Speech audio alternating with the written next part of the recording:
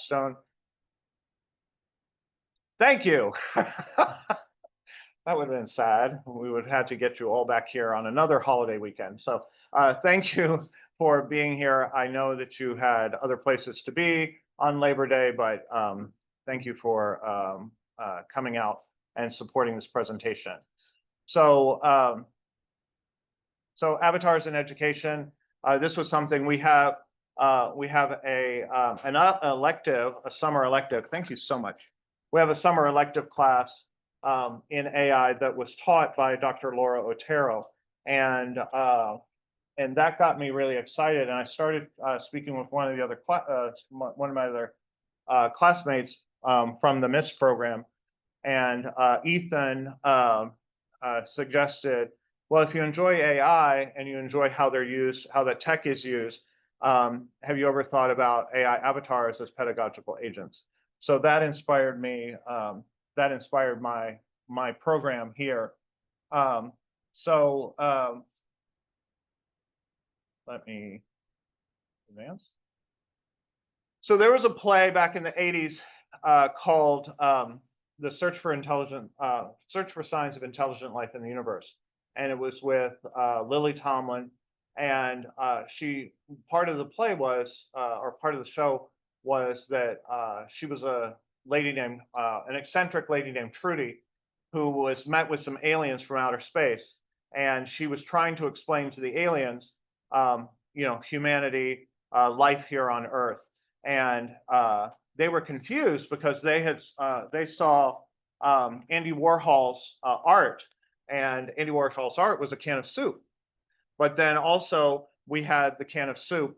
And so what is the difference between a can of soup and what's the difference between art? Or what's the difference between something literal and something artistic? And she explained to them, she was trying to explain the differences. So she took them to a theatrical performance. And the aliens, instead of looking at the actors on the stage, the aliens were looking at all the people in the audience, and all the people in the audience would laugh and they would cry, and they were being moved together in their humanity. And the aliens were like, this is amazing. And she said, what do you mean? And they pointed to the stage, and they were like, well, that's soup, but this is art. So there's technology that can be used for very functional ways, but then there's the part of the education process where we need to take in the humanity of those we're working with. So there's never a one-size-fits-all solution, but what I'm going to talk about is that there's a hybrid between using technology and human interaction. The robots are not going to take over the world necessarily. So a little bit of background. AI avatars, you see them all the time. Sometimes it's a voiceover with just a cutout picture. Sometimes it's Dora the Explorer explaining a lesson to kids. Smokey the Bear explaining fire safety. So there are tons of avatars that we use in education. But what I've started to study is human-like avatars, or even audio-video clones of someone, like you saw at the very beginning, how I generated an audio-video clone of myself. So currently, limited awareness. If you are an educator, there are ways that you can be using avatar software. We don't really have a lot of training on it. People are having to train themselves. In most cases, learning how to use software. There's a lot of deep fakes right now. Everything from simple uses of avatars in commercials, that's great. But then if you start misrepresenting, then that's a deep fake. Or if you're and I'll say it, there are people who are using it to cheat, to hurt other people, putting on a face on somebody else's body, and using that in very inappropriate ways. So a lot of people's lives are being ruined by deepfakes. But my assertion is, you can use a knife to stab somebody. You can use a knife to make sushi. You know, you can use a car to transport yourself across the country, or you can run somebody down and hurt them. So it's how the tool is used. And we're still that we're still researching how the technology is most effective. So there's limited guidance at this point. So traditional AI, and I'm going to go really high on what AI is, but traditional AI is rules and data, information in, information out. So you see a lot of that with going to a help function at Best Buy and saying, I'm interested in cameras, and then the chatbot will come back with factual information. It's not going to talk to you about your feelings. It's not going to ask your opinions. And sometimes you'll ask it a question and say, I'm sorry, I can't answer that question.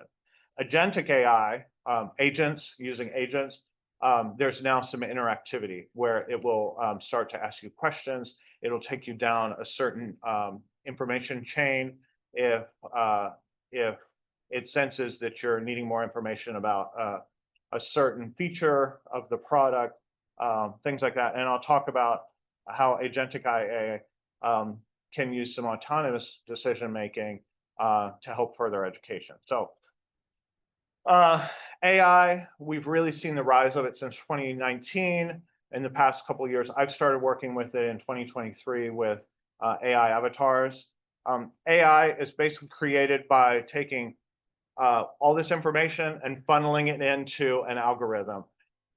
If you've ever used on your software, on email, where it will autocomplete the sentence for you, it's using these algorithms and it's studying patterns and patterns and patterns. So what it's doing is it's auto-completing, in a sense, auto-completing the thought. It's giving you back information that the AI anticipates that what you're wanting. So it's filling in this thought or this sentence for you. So you start to see these patterns. AI is programmed to give you what it thinks you want.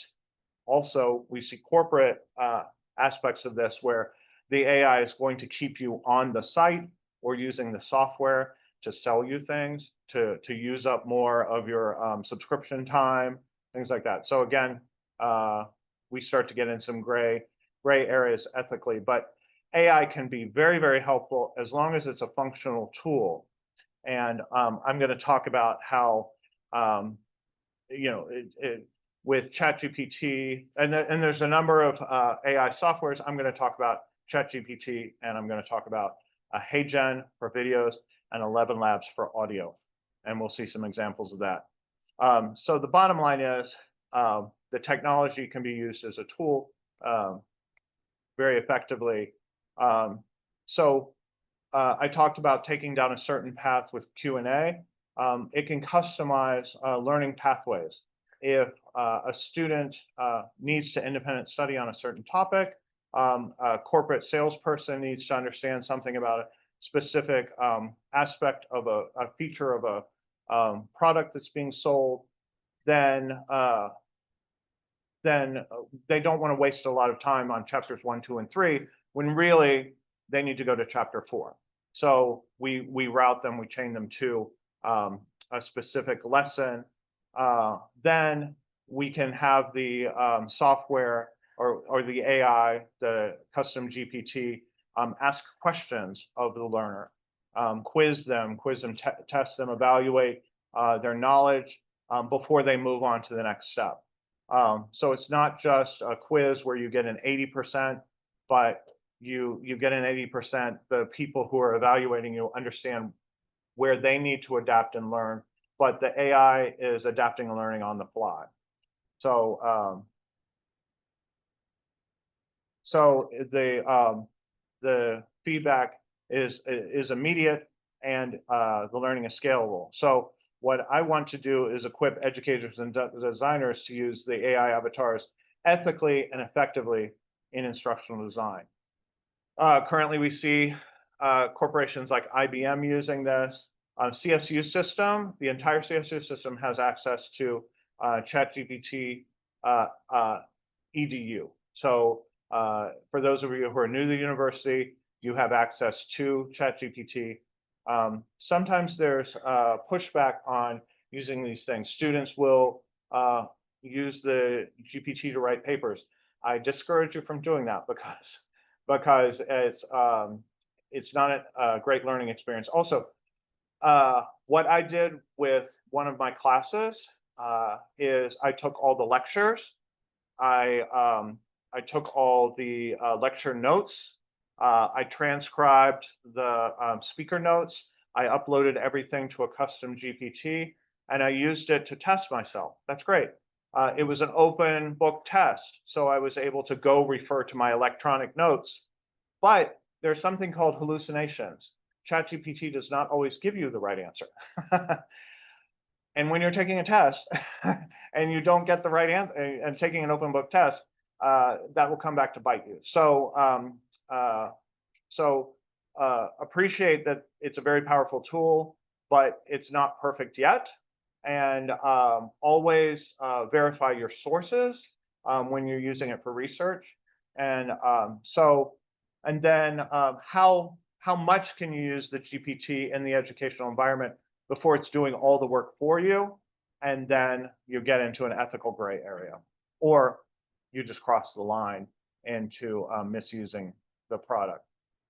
So let me show you a real quick video, and hopefully everybody can hear it. Back at 7:39 with a Today exclusive on a wrongful death lawsuit filed just this morning against one of the biggest forces in artificial intelligence, ChatGPT. Yeah, this new lawsuit brought by the parents of a 16-year-old boy in California who tell me they believe their son fell victim to a tool that may have perfect memory and show human-like empathy, but has no real guardrails in place. And that's something the company is now pushing back on. And I do want to warn you, some of the discussions you are about to see here are disturbing.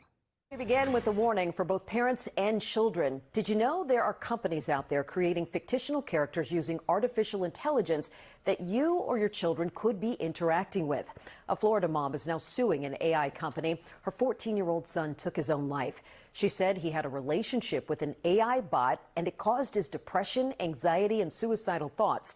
She recently sat down with News 4 consumer investigative reporter Susan Hogan to tell his story in the hopes of preventing other families from experiencing the same type of loss. We want to warn you, you may find this story upsetting. Now, here's how I want everybody to think about AI. AI, I think about it like autocorrect. You know how you are typing and then it tries, and you're like, well, that's not what I wanted to say. AI is filling in the blank, guessing based on the information you're feeding it and the information that's out there. Right. And the problem when it comes to therapy, and, there's some really, really good research on this. There was a study that was done at Stanford that I have in front of me. This is the Stanford Institute for Human-Centered AI, where they first looked at, by the way, for people. where they first looked at what does it mean to be a great human therapist? You got to be able to treat patients equally. You got to show empathy, not stigmatize mental health concerns, not enable suicidal thoughts or delusions, and challenge a patient's thinking. Here's the problem with AI. AI tends to feed you validation. Yes. And it gives you answers, not options. And based on the prompts that people give, it's only searching the language, but it's taking no other cues like emotion, tone of voice, stress levels and responses that you can see, past history. Right. Unless somebody actually gives you that, it's not taking any of that into consideration. I should have always put my marriage first.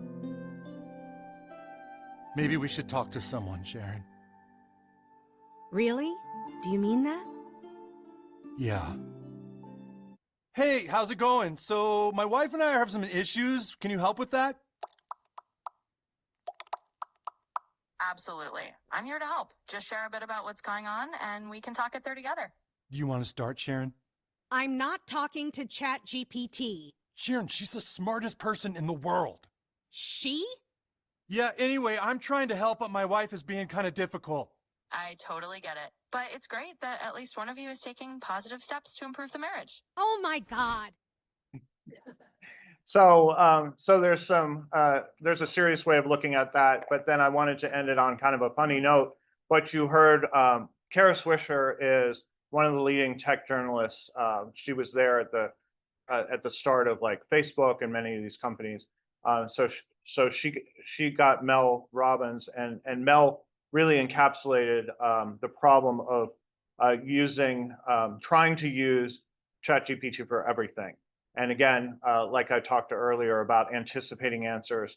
So we don't necessarily want to use it inappropriately. Back at 7:39. Like I talked about, hallucinations, errors, if it's anticipating and it gives you the wrong answer, in some of these situations, like the one with, it was, I think, Replica was the company, and it had an AI that the young man was dating. And she started saying, she started affirming his negative feelings, and he ended up committing suicide. And in one instance, ChatGPT even offered, "Would you like me to help you write the suicide note?" So, not fun. This presentation is going to get much happier. So, but homogenization of content, it goes to the greatest common denominator. So many times people will feel marginalized. Minority groups, if you're not, if you don't have the most popular information, also they plugged in, like, if you say a picture of an average woman, many times you'll come back with an extremely thin model, and that's because they were using photos of supermodels and even, unfortunately, pornography to train these large language models. So you don't get accurate representations necessarily. So if you put in a business person, it may come back with an old white man.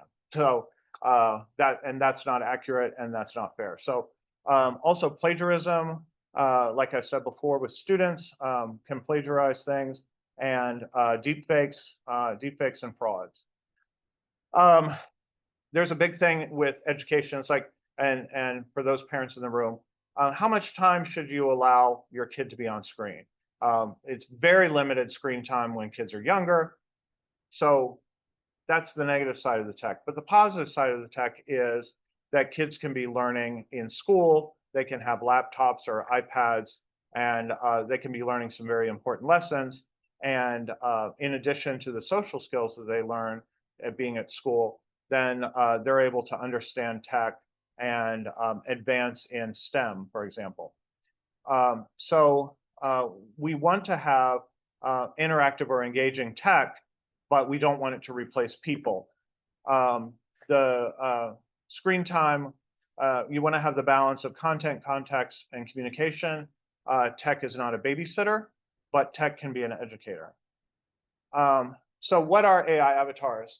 AI avatars are basically a human or animated character that is going to interact with the learner. Like I've said before, there's opportunities for misinformation and fraud, but the benefits are personalized learning, engagement, and it can be scalable. Average size, if you study the proper size for classes, like K through 12, it goes from 15 as you get older, about 20 students per class, per instructor. As you get into college, 30, and even seminars of 200 people in like a psychology 101 class. Then as we get back into graduate school, the ideal class size is 15 to 20. But for those educators in the room, you can understand you can't spend individual time, and I'll show you a recording of that later. So, so this is the HeyGen app. If you're using the free version, you'll see the column on the left has some limited options. I have a subscriber version, a paid version, where I have a few more features, and I'll show you some of those features. So what I initially have to do is create an avatar. I stood over there. I had a camera. I had good lighting, good even lighting. It was a quiet room, and we caught the sound. But all I needed was a phone. Now, when I was an instructional designer, we needed a professional camera. We needed a boom mic or a lapel mic. We needed some studio lighting in order to record some effective and engaging training videos. You don't need that anymore. You need the phone, capture a good avatar print one time, and then from then on, you just reuse the same avatar. Now, first time I did this, I went to a sound booth at the public library. The lighting was awful, and so watch my mouth. Hi, Max. Here is an example of the sound booth video I created. I was using a ring light on a very low setting and soft overhead lights. I used my laptop's camera. The lighting seems to be really off, and the contrast and balance as well. My face looks very strange and pixelated. My face looks strange and pixelated a lot of the time. So then I went to, this is the Rose Bowl. I'm from Southern California, so this is the Rose Bowl. I went to a park, and in front of me is a hill, and the sun was setting behind it. So the light was very diffused, but there was a lot of ambient outside sound. But let's see how, and this is, the first one was in 2023. This is in early 2024. So let's see what this one looks like. Hi everybody, my name is Ross Hayduke. I'm really excited about the program here at CSU Monterey Bay. CSU Monterey Bay has a master's program in instructional design and technology. Hi everyone at the California State University Monterey Bay MIST program. I am an audio and video clone of Ross Hayduke. You can call me Floyd. While I was created with artificial intelligence, I will now be attending classes and team meetings in Ross's place. Pretty intelligent, right? Have a great So what I did there, and you can see that the avatar is a little more stilted, but the avatars are starting to get better and better. So this is my third avatar. This is the one from over here. My name's Ross Hayduke. I went on the John Muir Trail in 2011. It was a preparation for the Appalachian Trail. I knew that I wanted to hike the Appalachian Trail, which is 2,000 miles. The MS in Instructional Science and Technology, MIST degree at CSU Monterey Bay, is an interdisciplinary program that integrates information technology, instructional design, and education technology. This 36-credit, cohort-based program incorporates substantial distributed learning to help students acquire knowledge of learning theories, instructional design, instructional technology. Okay, so you see where we're going with that. This is my most recent avatar. This is called Digital Twin. I went to a studio. I had, again, professional lighting, a neutral background, and a nice mic. Hi, my name is Ross Hayduke. This is my third hyper-realistic digital twin from HeyGen. I created this avatar in a photography studio so the background would be neutral, the audio would be controlled, and the lighting would be even. So, what do you think? So, Hi. I don't care what you think. So then I went in and I took the still photo, and I went into ChatGPT and I said, give me a Pixar version of the photo. Give me a black and white line drawing. Give me a color photo. Give me an anime version, and then give me a talking otter. So that's what this avatar looks like. Good morning. I have some great news. I have been chosen to participate in the HeyGen AI Pioneers program for summer 2025. This is a great honor for me as this is their first cohort, and I will have the opportunity to act as a brand ambassador of sorts with fellow pioneers from as far away as Hong Kong and the Netherlands. Between July 18th and September 10th, I have been asked to create an AI avatar technology awareness event to demonstrate the HeyGen AI software, a key focus of my capstone project. This event, which can be a software demo, training, or presentation, can... So in the interest of time, so you'll see that all the avatars, so you could either use a human one, you could use an animated one. If you've seen any of those silicone-faced Japanese robots, and the mouth moves weird and the eyes are kind of creepy, it looks like a human, but it's a robot. And there's something called the uncanny valley, where if it doesn't look exactly right, the mind is going to reject that image and say that. So you don't necessarily want to use a human, because you've seen how my avatar isn't exactly entirely natural, but for a corporate training, it'd be just fine. So I may want to use an animated avatar with a consistent voice. With any of these, all I did was type a little paragraph of text, uploaded it, and it generated. But if one or two words change, I just change those one or two words, re-render the video, and upload it. So instead of me taking a couple of weeks to create a training video, I can change my training video in a day and upload it. That's very helpful in corporate environments. So what I did was I took photos and I created the feature is called Avatar 4. And I went from photo to video. So let's look at that. Welcome to HeyGen. Hey there, I am Ellen, a teacher here at Monterey Bay Elementary. I am at my best when I am one-to-one with a student, but I cannot be everywhere all at once. How can I use technology to meet the needs of my students? Today, I will show you how I use an interactive avatar to take my students through the quiz, check their answers, and review any questions they did not answer correctly. If a student does a great job, the avatar will move them on to an enriching activity until everyone is caught up and ready for the next lesson. You are now finished with the quiz. Great job, Sarah. You got all of the answers correct. Let's move on to a game. This one is about the solar system. Won't that be cool? Thank you for doing such a good job. Now, let's move on to another student. This student did not get all of the answers correct. You are now finished with the quiz. Good job, Andrew. I see that we need to review a couple of your answers. Let's look at the lesson about the sun. Afterwards, we can move on to our lesson about the solar system.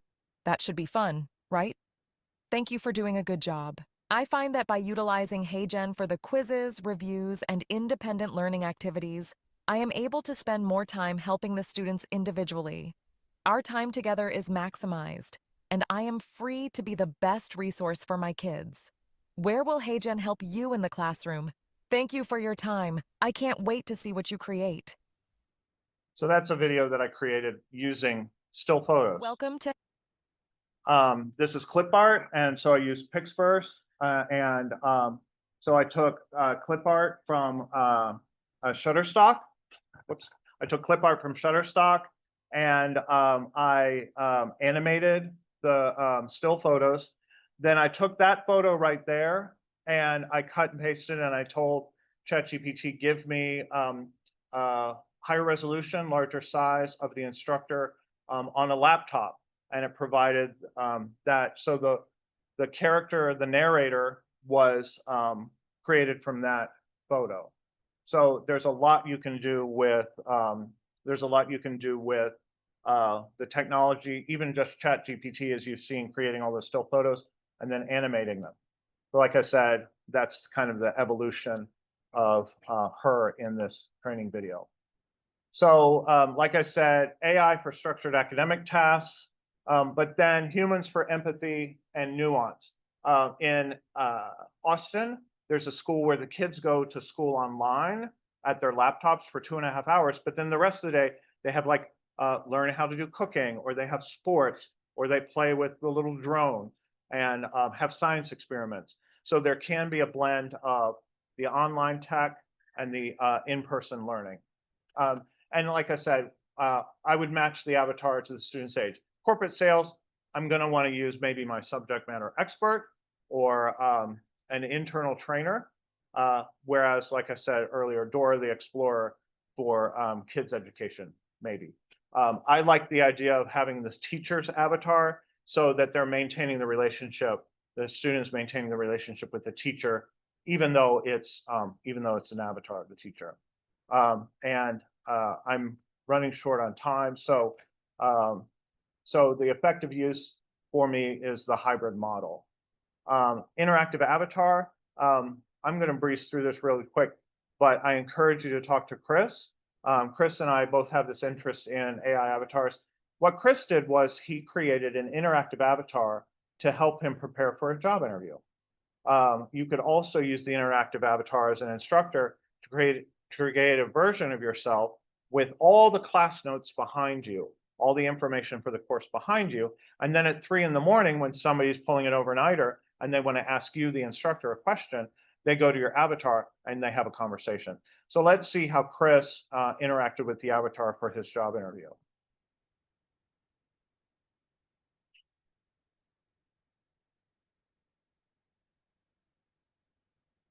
Oh, and this got him the job. So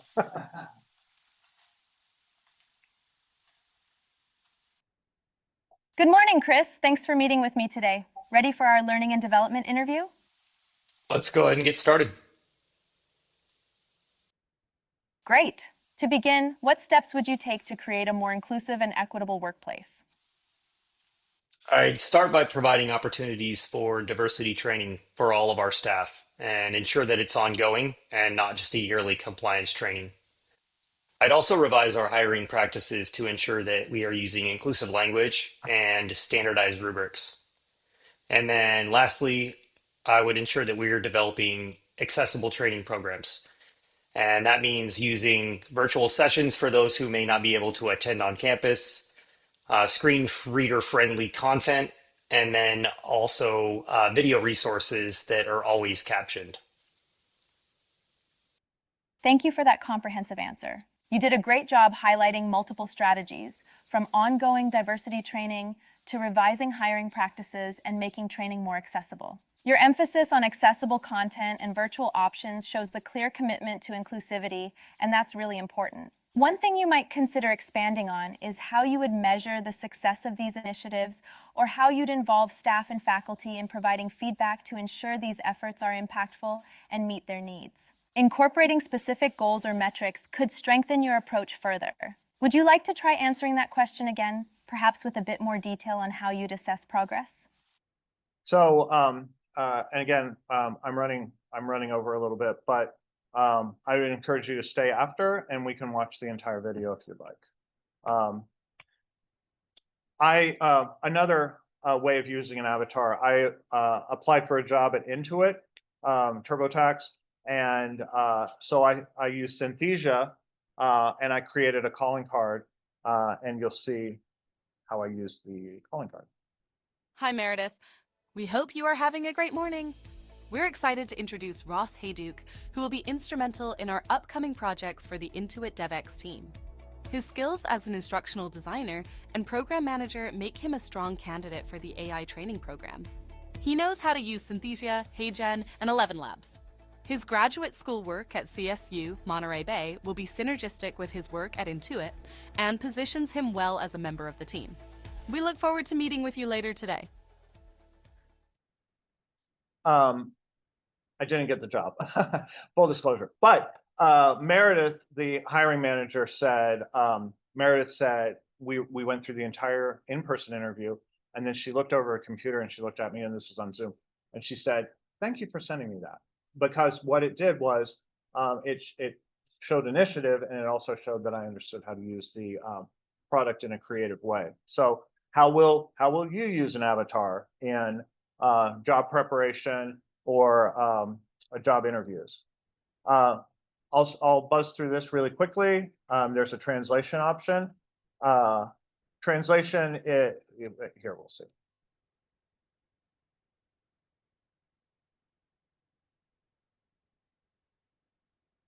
Mrs. Kramer, can you tell the court why you are asking for custody?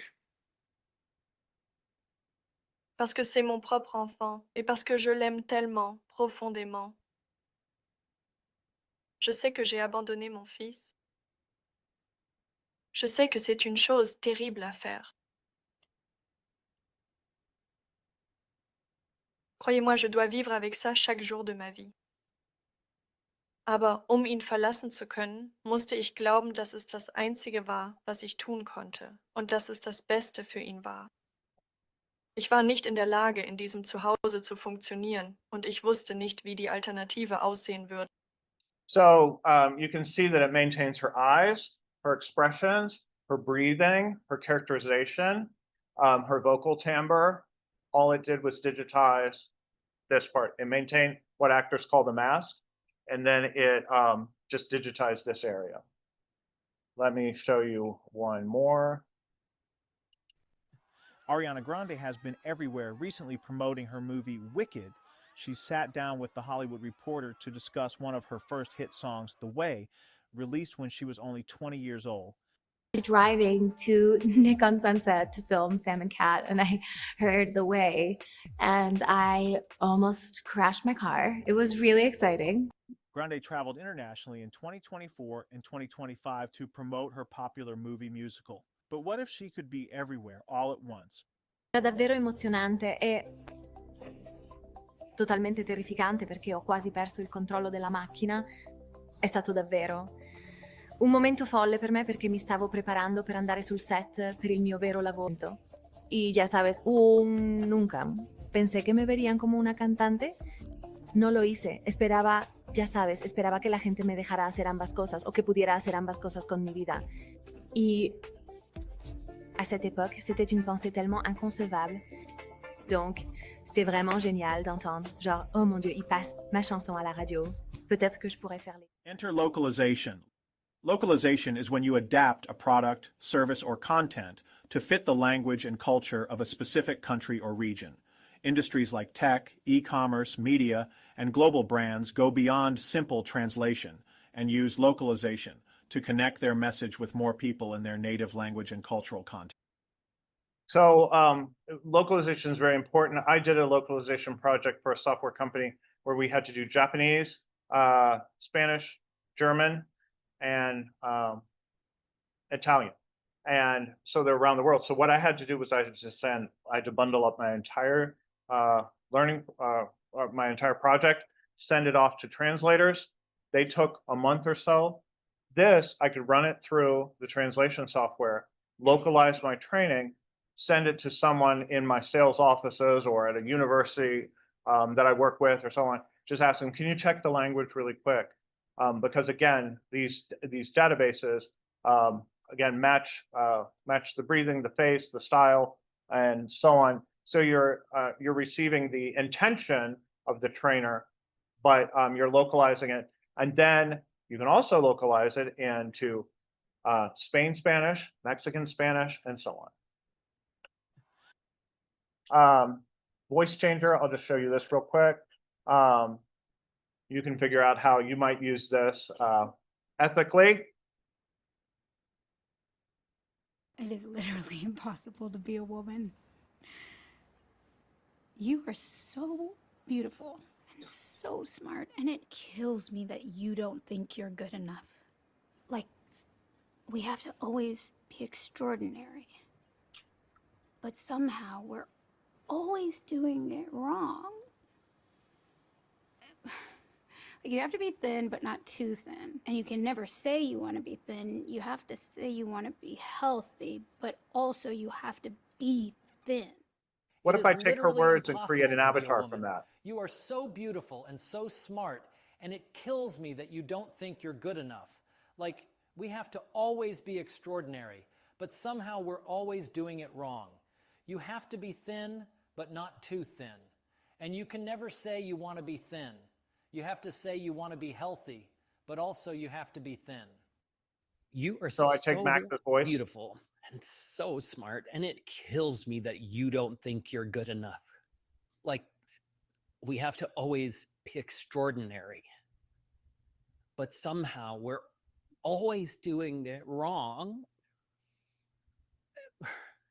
You have to be thin, but not too thin. And you can never say you want to be thin. You have to say you want to be healthy, but also you have to be thin. So you can see how we can use America's characterization and Max's voice. I'll let you figure out how you want to use that in your training. Product. Okay. I'll answer questions at the end. So this is product placement. I can take a still photo of a product. I can take a photo of my spokesperson. And then what it does is it gives me some options. And I upload my text. I choose a voice from the database, and 77% battery life ago, our phones brought forth on this continent a new nation of selfies, conceived in connectivity and dedicated to the proposition that all apps are created equal. 77% battery. Sorry. Then, unfortunately, it doesn't always work when you give the still photo and the product. Hello, everyone, and welcome to orientation here at CSU Monterey Bay. That's horrifying. Hello. So we'll wrap it up, and I can show you. We can play with the software afterwards. I don't want to keep folks too much longer. AI is soup. Humanity is art. Balancing the two can create effective, ethical, entertaining, engaging learning. And I feel that the future of AI in education is hybrid. So Again, I have more examples, things like that we can play with offline. I don't want to keep everyone. Thank you all. Go Otters. If you got an Otter sticker that has a number on the back of it, please come see me. You get a car and you get a car. No. But, so that's my presentation. I'm going to stop the share and I can take questions. At this point, I'll free everybody up, but if you would like to text me a question online through the chat, I'll be happy to stand here and answer questions through text. And yes, real quick. Hello, my name's Noah. I know. Obviously, in English, you was provide what you want the avatar to say. Mhm. Once it's translated, how could you advise it? Well, so what you do, the question was, when you've translated a video, how do you edit that? Basically, you just go back in, you either upload the text in Spanish, for example, or you take the text and you type it out, correct it in English, run it through the translator, and then it just retranslates. Literally, I don't want to do a live demo because it takes about sometimes 5-10 minutes for the render. But once it renders, and again, if you've been an instructional designer and you've had to narrate and edit out a 5-minute narration and take out all the ums and ahs and correct all the mistakes, you know that narration can take up to a week to edit. But when you just change a little bit of information, it uploads it up, and it uploads it pretty cleanly. And as you hopefully saw through those generations of avatars, the software is starting to include more personality, gestures, more facial expression, and so on. So, any other questions in the room? Yes, if you just have her text the question. I don't know if I can. Well, maybe I can. Here we go. Dr. Jeremiah, I just sent you an unmute. Hello, I didn't put in a question. Oh, okay. We saw great presentation and great to see you. Thank you. Great to see you. Dr. Jeremiah is my advisor. Thanks, Dr. Jeremiah. So, any other questions? Yes. Hi, Joy.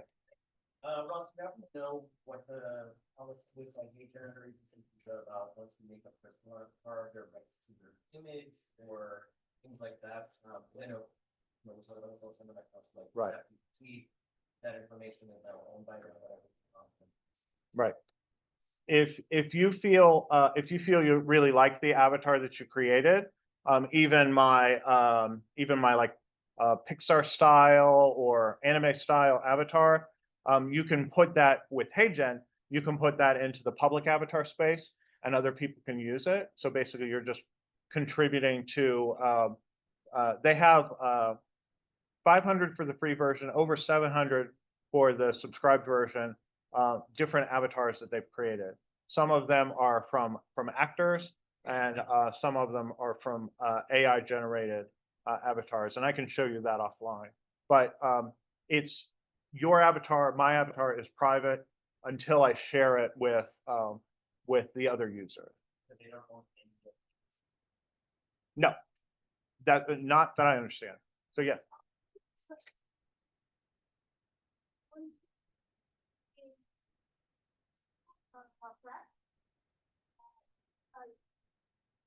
The follow-up question from the avatar.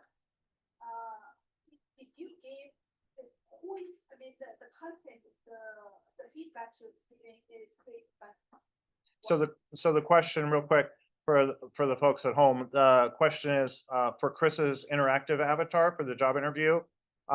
Where did the answers come from? Basically, go ahead, Chris. Part of the knowledge base itself of adding position description, I had multiple best practices questions. I'm on the hiring committee for various roles at Chico State, so I have a template, so I utilize that as well.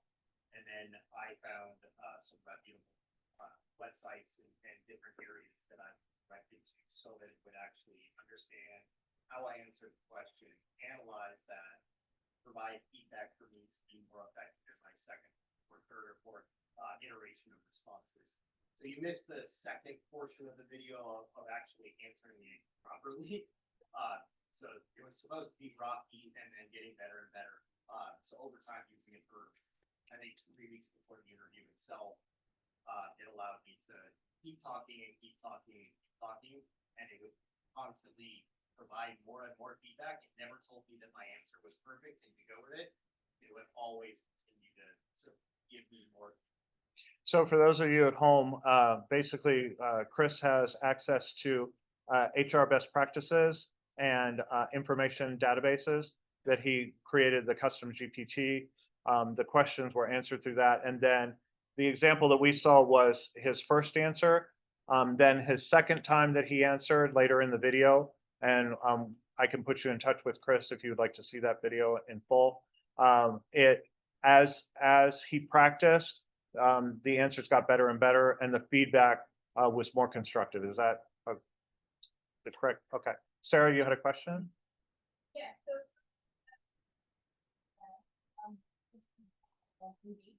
goes down and less of male aspect. What advice or recommendations do you have for the best time to use an avatar different topics maybe, or maybe that has changed with new AI avatars? Again, I'm not a representative of HeyGen, so I don't necessarily have statistics on that. The question was, Sarah was referring to studies where avatars engagement will decrease, and avatars decrease. Male avatars, the engagement will decrease as well. I'm not necessarily familiar with that, and I would love to see that information to inform my future work. But again, I feel like it's a balance of, if it's very cut and dried, like I came out of sales training, if it's just, question, fact, let's review this and so on, then I feel it, when it's very cut and dry, then that's when it comes in handy for like quizzes and reviews. When it's, and you saw it was a little choppy with his job interview, the uncanny valley. So the uncanny valley may be part of what is off-putting, maybe because it is very black and white, and if you get something wrong, or if you ask a question in the incorrect way, or if it's feeding you information that you don't necessarily need, that could be playing into why the engagement drops. Joey, you had a question? And we have 2 minutes. So comparing like the 2 big ones with them, and I'm curious about why, what are the advantages? The question was preferences between HeyGen, since I've used HeyGen, and Synthesia. Synthesia is designed more for companies and corporate training. HeyGen started out as me being a marketing tool, and there were folks like me who came to the company and said, "Hey, we can use this for training and education." And HeyGen was like, "Oh yeah, that's a great idea." So a lot of the things that you saw were ways that they use for marketing, and there's branding tools and corporate voice, things like that. I chose to adapt the tools because there's just so many different things that I saw coming from a corporate training background that could be used in multiple areas of education. It's just personal preference. So yeah.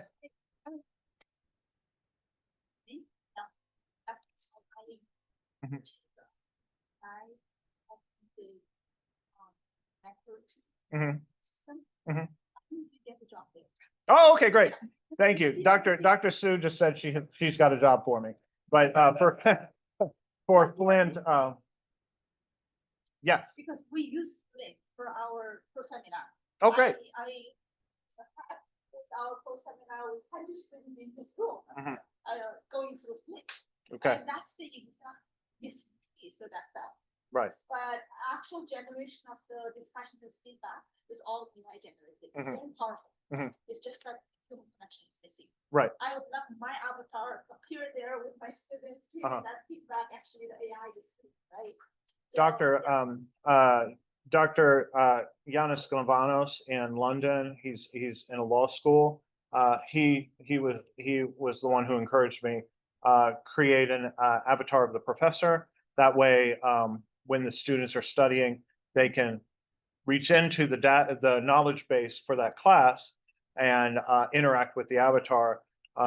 Dr. Sue just talked about a program called Blint, which is skills building, skills training, and interactive training. So we're right at time. I will stay around. I'll stay online, and then I'll stay around if folks have other questions. But thank you for your time. I'm excited about the future of this. I'm excited about the future of this software, and the improvements keep happening. And here's my graduation, and here's the improvement. So I'm excited about what the next few months will bring with the technology, with products like Avatar 4, with the most current version of ChatGPT, and so on. So thank you very much. And if you had a number on the back of your sticker, come see me.